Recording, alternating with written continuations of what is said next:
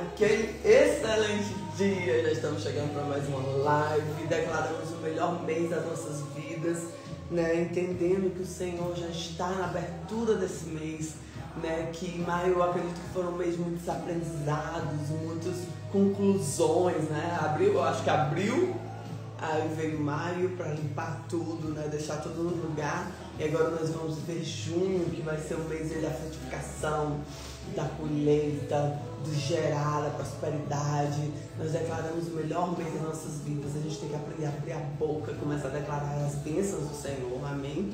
E nós já estamos no nosso café titânio, começando a nossa live. Seja muito bem-vindo. Todos os dias nós estamos aqui com a palavra de Deus. Por que a palavra, gente? Porque ela é a nutrição da alma, né? Nós não temos como acessar a Deus sem entender a palavra de Deus.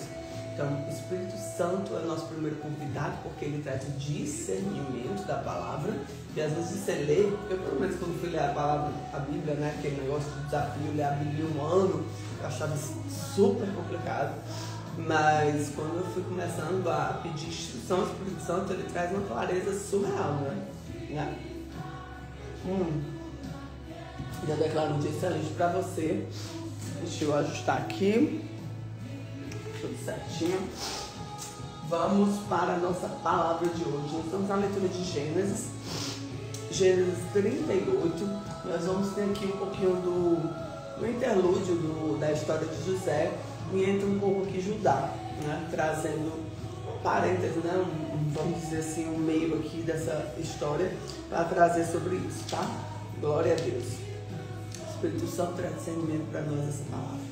E diz assim: e aconteceu no mesmo tempo de Judá, desceu entre os irmãos e entrou na casa do homem de Adulão, cujo nome era Irá. E viu Judá ali a filha de um homem cananeu, cujo nome era Suá.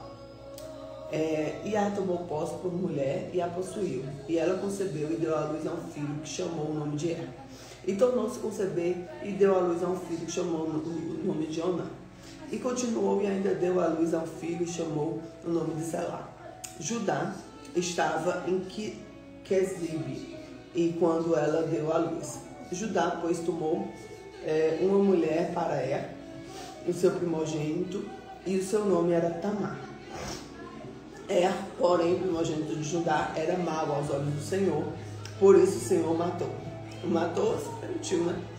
Então disse Judá a Onã: toma a mulher do teu irmão e casa-te com ela, e suscita-se descendência do teu irmão. Onã, porém, soube que essa descendência não havia de ser para ele. E aconteceu que possuía a mulher de seu irmão, derramava o sêmen na terra para não dar descendência ao seu irmão. E o que fazia era mal aos olhos do Senhor, pelo que também o matou. Então disse Judá a sua Tamar nora: fica-te viúva na casa do teu pai, até que Selá, meu filho, seja grande. Porquanto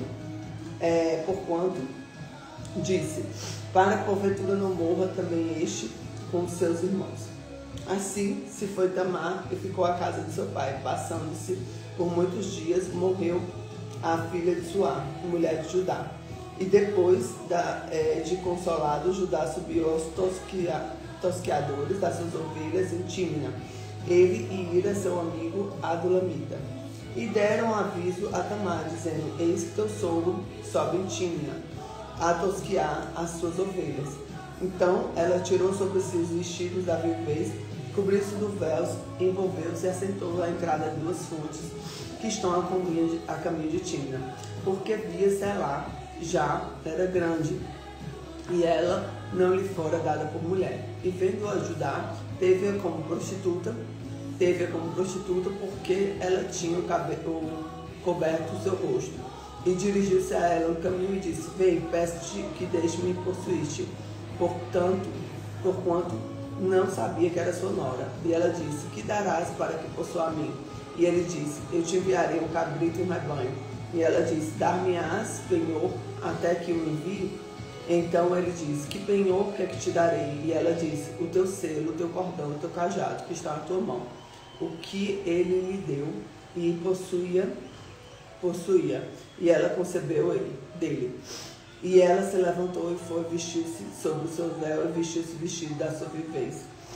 E Judá enviou o cabrito por sua mão amigo adulamita, para tomar o penhor da mão da mulher, porém não achou.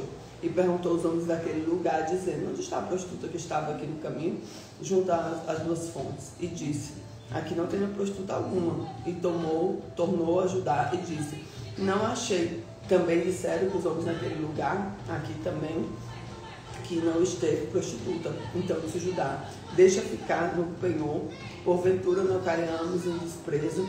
Eis que tenho que enviar um cabrito, mas tu não achaste. E aconteceu que quase 3 meses depois deram aviso a Judá, dizendo: Tamar, tua nora, adulterou. Eis que está grávida do adultério. Então disse Judá: tirai-a fora, para que seja queimada. Tirando-a fora, ela mandou dizer sobre o sogro: do homem de quem são essas coisas eu concebi.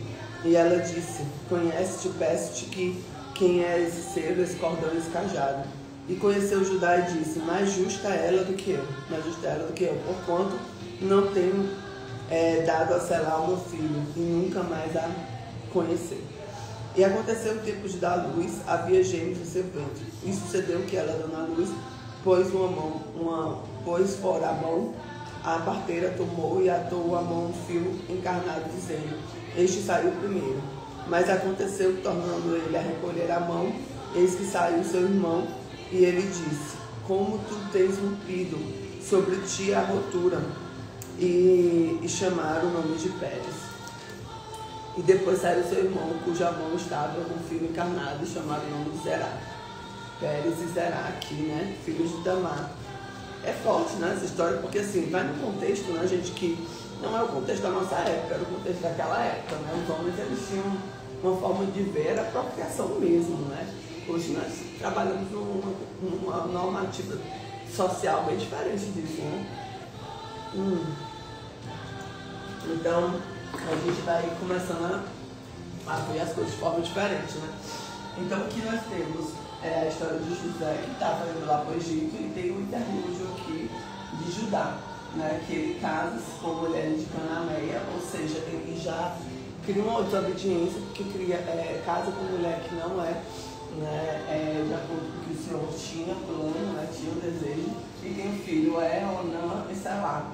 O é o que casou com Tamar, mas ele não gerou obediência, o Senhor matou depois Onã também, e aí isso sobrou Selá, que era para casar com Tamar, para gerar, né, uma descendência e a obediência do Senhor. E aí o Judá faz uma promessa a Tamar, né? Tamar, olha, nós com Selá, ele cresceu, eu vou te dar ele como teu marido, sendo que ele não faz isso. Tamar vai lá, se finge de prostituta, se concebe de Judá, Pérez e Zerá. Então aqui vem a linhagem de Davi e de Jesus também. Então é importante a gente entender que esse termo ele traz a genealogia aqui de Jesus.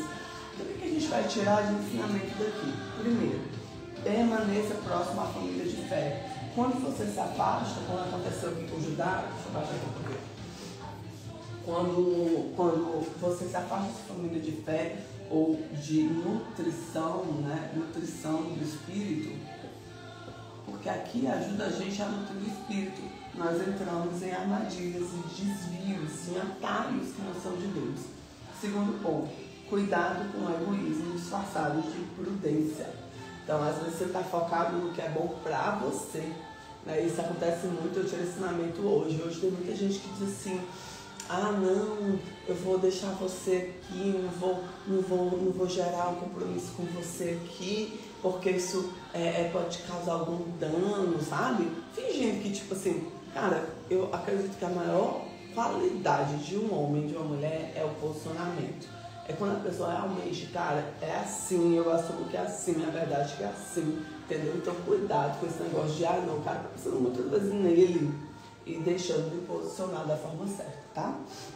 Terceiro ponto, Deus honra aqueles que lutam por justiça, com integridade. O que é integridade? Inteiro, cumprindo os princípios, ok? Em quarto ponto, mudança. Quer dizer, toda mudança ela gera um processo de arrependimento e de transformação. Então, Judá, ele passa por esse capítulo, realmente diz assim: mais justa é ela. Então, ele reconhece, ele se arrepende, ele realmente, assim, preserva a vida dela.